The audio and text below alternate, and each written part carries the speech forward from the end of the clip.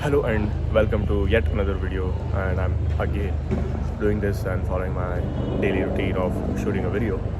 Today, just because of battery limit of my mobile phone, I won't be able to make a very long video of 10 minutes. Maybe I'll try just to extend it till 5 minutes. But yeah, that's not the very major concern. The only thing is that you just need to do. It does not matter how much you do. Of course, like maintaining the daily what did he say, amount of how much you do, that matters. But before that, you just need to do. That's a major target, main goal. I just don't know why am I speaking this routine and self-help and this that, but I don't find it bad at all because I don't have anything else to say. So when you add a substance, that's when you get to know more about. So yesterday I was working and I got to know about a very not unique but a concept called inrush current. Inrush current. What is an inrush current? So let's say whenever any device, this is a topic related to electrical.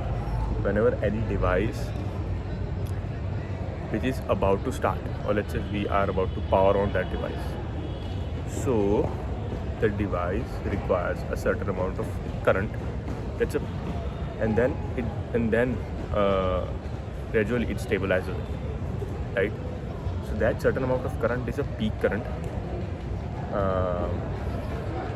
So at the initial stage, when you turn on the device, when you provide the power to the device, it reaches to a certain highest range of the current, the device itself, to charge the internal capacitors and all. See, it requires like minimum that much amount of current to start the device. And then when the device has started, it gradually goes down the required current and it stabilizes. So that inrush current is a peak most current which is required to turn on the device at least. And then when the device is turned on, it went down to the normal, compared to that peak current or inrush current, it goes to the normal number of current, state of current, right?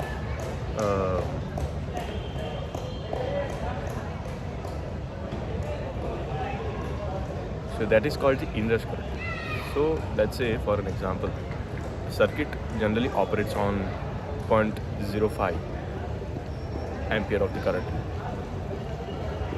and let's say it requires a 0.07 amount of inrush current, 0.7 ampere of the current to turn on. So that's the inrush current. 0.07 is the inrush current. That's a peak most current, and then that will continue operating on the 0.5 ampere. So that's a normal state of the current. So sometimes what happens is at least that much of current is required to turn on the device. So that was called the inrush current. And what happens is sometimes your device does not get started because, let's say, your provider is providing 0.6 volt. That is okay. That is the normal operating range of current for the device. But at least it needs the 0.7 ampere because the device is needed to start it, because the inrush current is 0.7 and you need minimum that much amount of current to turn on the device. So that's why. So the supplier is not providing that much. That's why your device does not get started. That was what I came to know yesterday.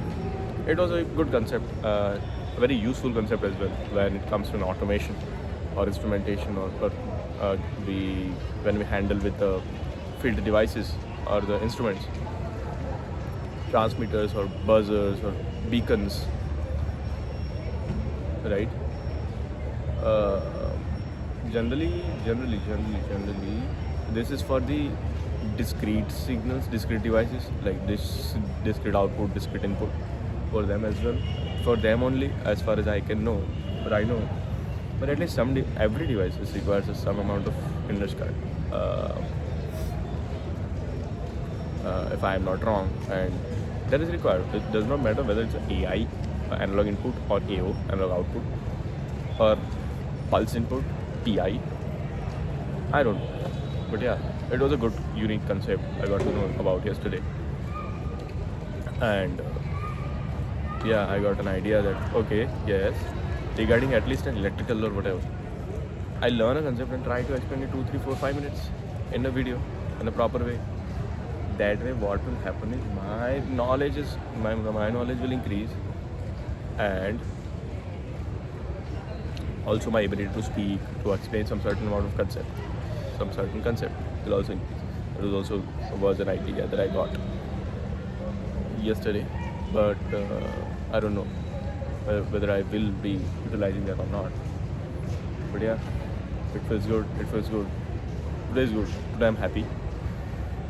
Not every day, every single day is the same day, right? Okay, you're unhappy, so stop shouting. Stop shouting and crying like a baby. It's just a normal day. Tomorrow, this too shall pass. Today is a good day, your sunny day, you're finding it good, happy face, happy mind. But this too shall pass, right? किसी चीज़ का अंत है तभी तो मज़ा है.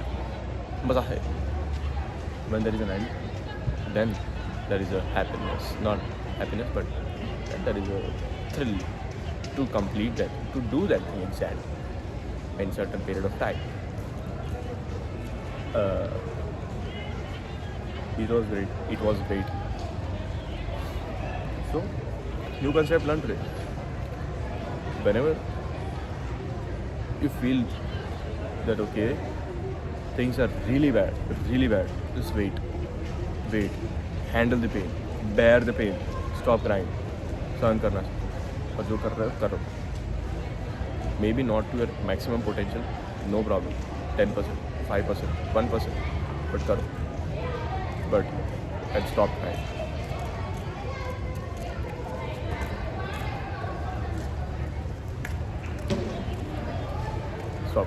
Stop crying. Yes, this was the thing. What else can I say? Nothing else. I think I should drop off today.